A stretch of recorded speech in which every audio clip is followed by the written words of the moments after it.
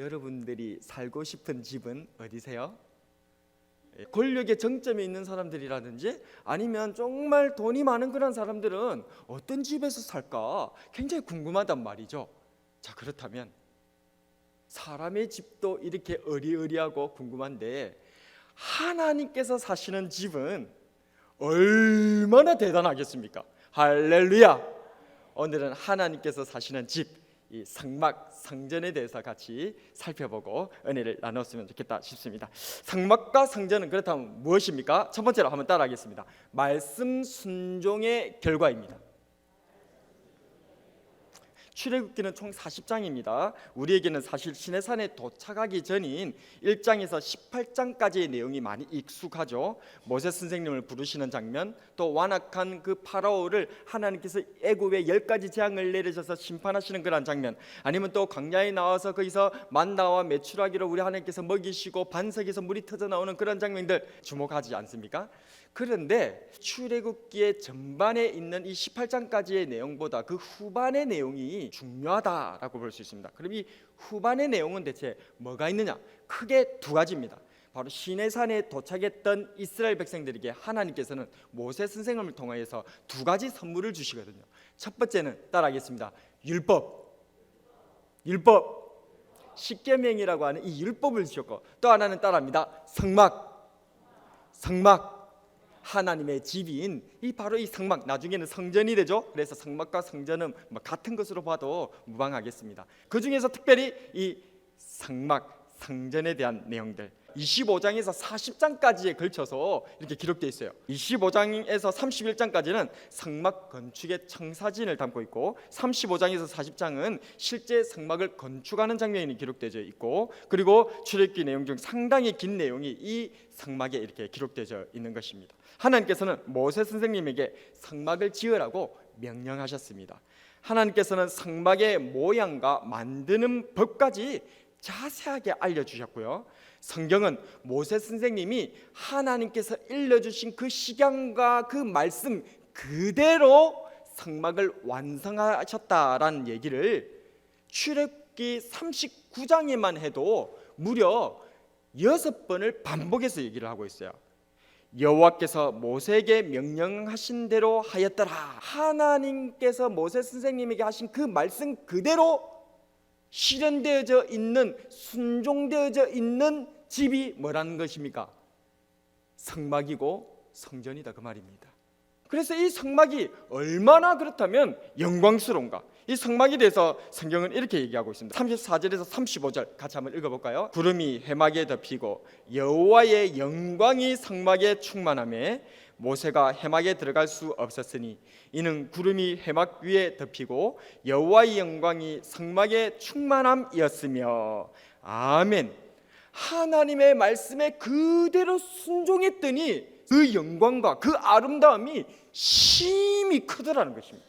그렇습니다. 성막을 통해서 하나님께서 우리들에게 보여주시는 첫 번째 교훈은 하나님 말씀에 순종하면 이만큼 영광스럽게 된다는 거예요. 하나님 말씀에 순종하시는 저와 여러분 되시기를 축복합니다. 성막과 성전은 무엇입니까? 두 번째로 한번 따라하겠습니다. 하나님께서 임재하시는 집입니다. 하나님께서 거주하시고 사시는 집을 성막, 성전이라고 하죠. 성막을 짓기 전에 하나님께서는 출애굽한 이스라엘 백성들에게 구름 기둥과 불 기둥으로 함께 해주셨습니다. 그러나 이스라엘 백성들이 시내산에 도착했을 때에 하나님께서는 모세 선생님을 통해서 성막을 짓도록 명령하셨고, 이 성막이 완성되었을 때에는 하나님의 그 구름과 불이 이 성막 위에 임하여 임재하셨다는 거예요. 성막은 또한 회막이라고 불리기도 하는데 하나님께서 만나주시는 그런 천막이다, 그렇게 해서 회막이다라고 그렇게 부르기도 하고요. 나중에는 또 이 성막을 뭐라고 하냐면 여호와의 집이다라고 표현하기도 합니다. 바로 한나가 그렇게 표현을 하는데요. 사무엘상 1장 7절에 보면 매년 한나가 여호와의 집에 올라갈 때마다 남편이 그같이 하매 브닌나가 그를 격분시키므로 그가 울고 먹지 아니하니. 출애굽기 40장 38절에 보게 되지만 낮에는 여호와의 구름이 성막 위에 있고 밤에는 불이 그 구름 가운데 있음을 이스라엘의 온 족속이 그 모든 행진하는 길에서 그들의 눈으로 보았더라. 아멘. 그래서 여호와의 구름 기둥과 불 기둥이 이 성막 위에 임재하는 것을 이스라엘 백성들이 다 뭘로 보았다? 자기의 눈으로 볼 수 있을 정도로 하나님께서 또렷하게 역사해 주셨다는 것입니다. 그런데 민수기 5장 3절에 보게 되어지면 하나님께서 이렇게 말씀하십니다. 내가 그 진영 가운데 거하느니라. 그러니까 하나님의 이 성막, 이것이 이스라엘 백성들이 12지파가 세 지파씩 동서남북으로 그렇게 진을 쳐 있는데 그 가운데에 하나님의 성막이 그곳에 있었던 것입니다. 하나님의 성막은 왜 이스라엘의 가운데 정중앙에 그렇게 있으셨을까요?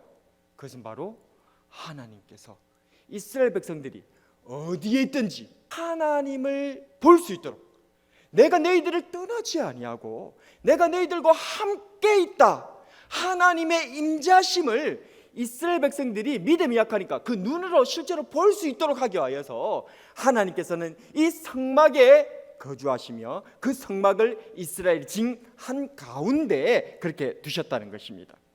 하나님께서 이스라엘 백성들 가운데 있는 이 성막으로 거주하시는 이게 무엇입니까? 그렇습니다. 이게 바로 임마누엘이죠. 임마누엘의 뜻이 뭡니까? 하나님 우리와 함께 계시다.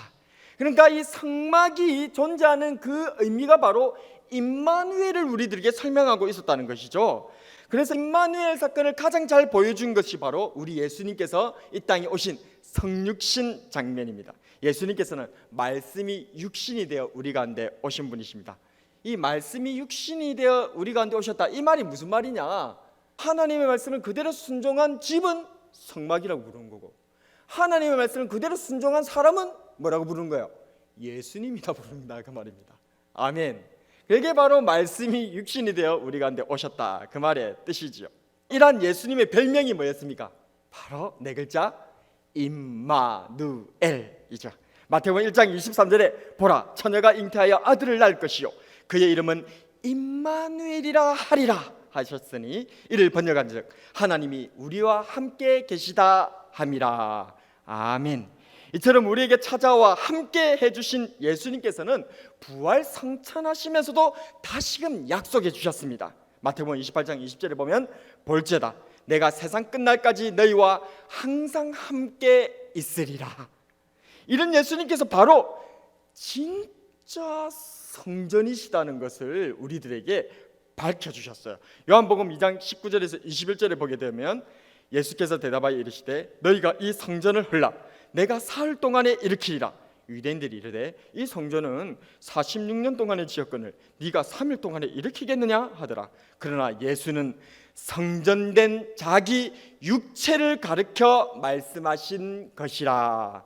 아멘. 이란 주님께서 친히 선언하셨습니다. 마태복음 12장 6절에 보면 내가 너희에게 이르노니 성전보다 더 큰 이가 여기 있느니라. 진정한 성막과 성전이신 예수님, 우리와 영원토록 함께 해주시는 임마누엘이신 우리 예수님을 성전 삼아서 영생을 얻고 심판에 이르지 아니하고 사망에서 생명으로 옮겨지는 예수님 성전 삼고 예수님 안에서 이 놀라운 영생의 복을 누리는 저와 여러분이 되기를 축복합니다. 마지막으로 성막과 성전은 무엇입니까? 따라하겠습니다. 성령님께서 충만하신 교회입니다. 성령님께서 충만하신 교회가 이 성막이고 성전이다, 그 말이지요. 여러분들, 구름 하면 뭐가 떠오르십니까? 구름, 뭉게뭉게 구름. 그런데 성경에서 구름은 무엇으로 우리들에게 표현되고 있을까요? 성경에서 구름은 하나님의 임재의 영광을 우리들에게 설명할 때 구름으로 표현하곤 합니다. 출애굽기 40장 34절에서 35절 우리가 읽었죠. 같이 한번 읽어볼까요? 시작. 구름이 회막에 덮이고 여호와의 영광이 성막에 충만하며 모세가 해막에 들어갈 수 없었으니 이는 구름이 해막 위에 덮이고 여호와의 영광이 성막의 충만함이었으며. 아멘. 그런데 이 구름은 단순한 구름이 아니에요. 이 하나님의 영광의 임재를 상징하는 구름은 정확하게 얘기하면 그 구름 속에 불이 있는 구름이에요. 낮에는 밝기 때문에 이 구름 속에 불이 안 보여요. 그래서 그냥 구름 기둥만 보였던 거예요. 근데 밤이 되면 그 안에 이 불이 보이는 거예요. 그래가지고 우리 눈에 뭐로 보이는 거예요? 불기둥으로 보이는 거예요. 낮에는 여호와의 구름이 성막 위에 있고 밤에는 불이 그 구름 가운데 있음을 이스라엘의 온 족속이 그 모든 행진하는 길에서 그들의 눈으로 보았더라. 아멘. 아시겠어요? 그러니까 하나님의 임재의 구름은 사실상 이 구름이 하나님의 임재를 상징하는 게 아니고 하나님 임재의 정체는 불로 나타나고 계시는 것이었어요. 그게 출애굽기 19장 18절에 잘 기록되어 있습니다. 시내산에 연기가 자욱하니 여호와께서 불 가운데서 극이 강림하심이라. 그 연기가 옹기가마 연기같이 떠오르고 온 산이 크게 진동하며. 아멘.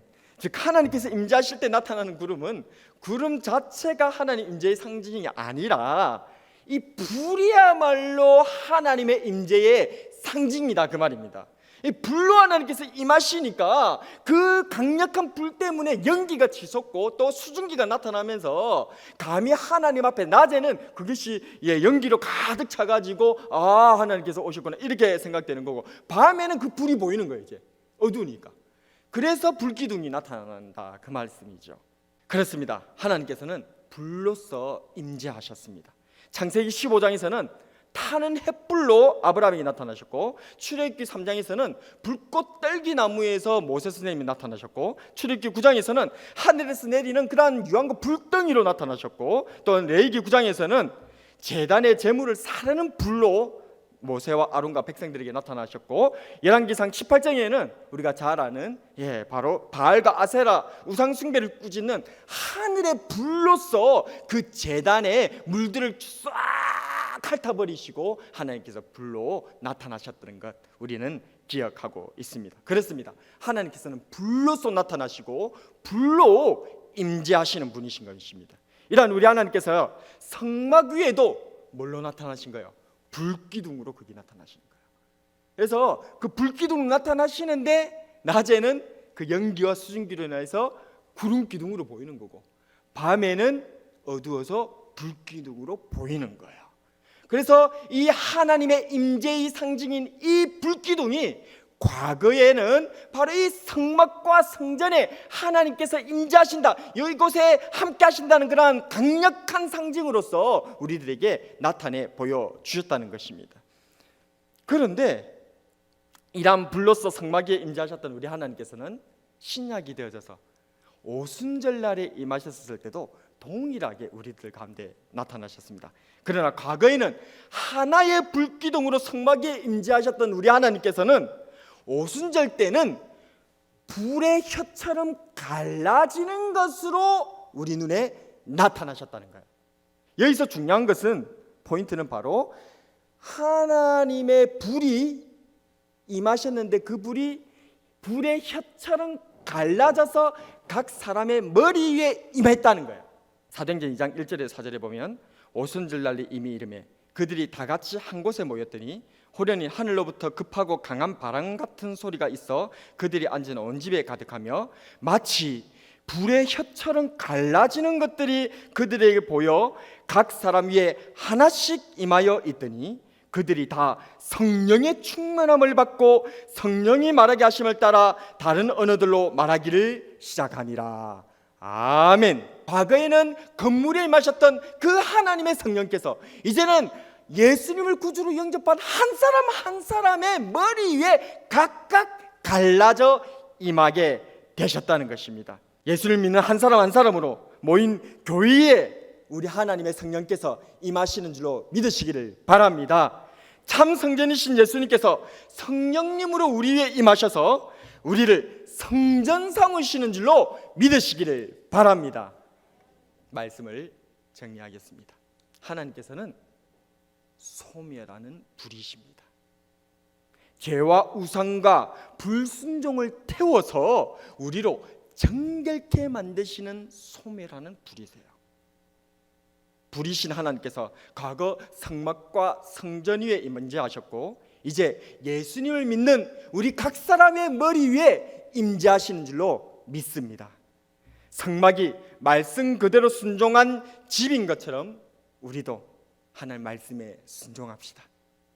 성막에 하나님께서 임재하셨듯이 참 성전이신 주님 안에서 구원을 경험합시다. 성막에 하나님의 불기둥이 임하셨듯이 작은 성전으로서 성령 충만을 받아 누립시다. 참 성전이신 주님 안에서 성령 충만한 작은 성전으로 세워져 가고 함께 모여 주님의 몸된 교회를 이루어가는 저와 여러분이 되길 주님의 이름으로 축복합니다.